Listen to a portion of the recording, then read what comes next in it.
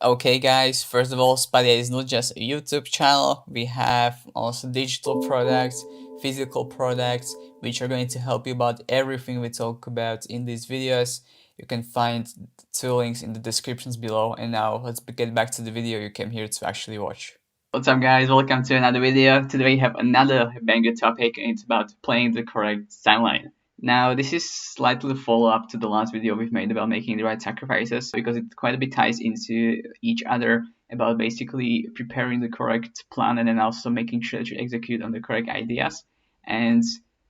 what this pretty much needs to be said also, and this is also why I think it needs to be a separate video such as this, is that in terms of actually deciding what to do, you need to basically make sure that you actually do not pick too many things to focus on at the same time, which is the biggest thing in my opinion, because you don't want to basically try to improve 8 areas of your life at once. It's basically impossible to be spread too thin. The second thing, that the learning basically takes too long for you. So for example, if you did try to get better at the gym, which is like a huge area, which I wouldn't even say is just one focus area, because you can, for example, improve your strength training, your power training, hypertrophy based training, you can even improve particular lifts. But for example, if you wanted to try to improve 2 or 3 areas within a given, for example, quarter, which I think would be the best basis, or let's say 2 to 4 months, in that case, you try to basically focus on, I would say, 3 maximum areas. 2 would be best, like your biggest ones, which you would like to tackle.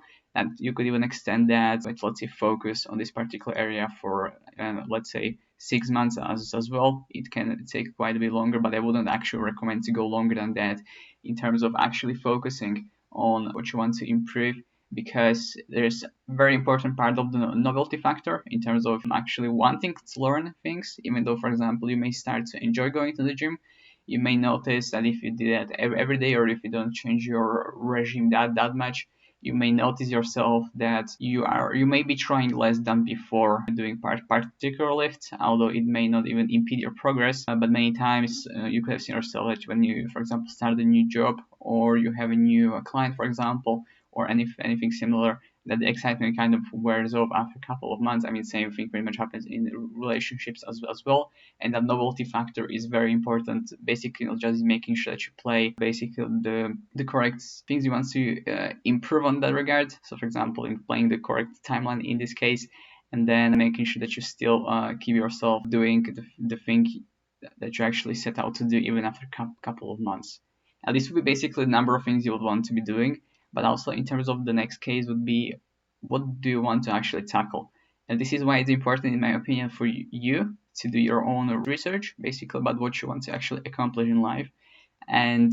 the main thing about this is that if you aren't, for example, sure about which career choice to take, or if you want to switch your career, I would strongly encourage you to look into people who are farther down in your industry, for example, 10 to 15 years, and to see how they are doing, how their life is.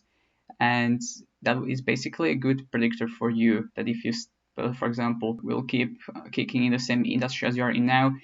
looking at the people who are longer in the industry and you who have experience, you can just basically tell how your life might go similarly as theirs, because pretty much just shows you how your life would actually develop if you stayed in the same industry for quite a bit of time. And then if you do not like that, so for example, if you like to have a better life, if you think that the job may not be as safe in 10 or 15 years, that there may be less demand as well, or perhaps you don't like what you, for example, see in people who have actually made it, for example, 10 to 15 years in that industry, you may just decide to switch. It's much better approach, in my opinion, to choosing what you want to do and what you want to focus on as well, and it's basically doing it just based on your own feelings, and it allows you to basically make more of a calculated, in my opinion, logical decision as well, based on people who have already done the thing that you have done yourself. Now, obviously, in terms of actually choosing when to do particular activities, like for example, in terms of this timeline that I've set out, of that we basically talked about in this last couple of minutes, I think it's important for you to tackle what is your biggest issue right now, and if you would estimate that you could actually solve it much more easily, basically in a couple of months or even years. So basically trying to solve your biggest pain points would be the best thing, and it would basically allow you to at least improve in the areas where you can improve the most right now. And what's super interesting about this is that if you are pretty much certain that if you get smarter, as you basically learn more about the subject, or even if you just read about something and then you implement things. So, for example, if you would like to make a career switch from marketing to real estate, in that case,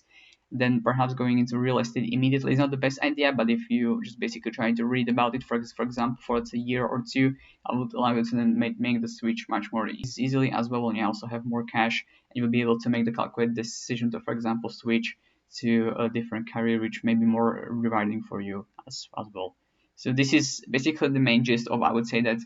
you need to make sure that you do have this plan set up, which you've also talked about in the previous video, but to also know which choices to make when, and also to make calculated decisions on if you would like to actually make, for example, career choice or a change in what your habits are or activities. Because what I've mentioned is that looking at the people who have done similar habits as you into how their lives have developed is quite a strong predictor for you as well, because we are pretty much influenced, at least from what I've been able to observe, more than 90% or maybe more than 95% by the habits and the environment we have around us. I don't believe genetics are as much impactful, especially as you age. So this is why it's important for you to basically check what's going on for the people who have already done the things you are about to do or you're planning about doing, and then to basically implement that and the right time. So hopefully this video has been helpful. I know it's been slightly shorter, but thank you guys for watching, and we'll be back in next week. Bye.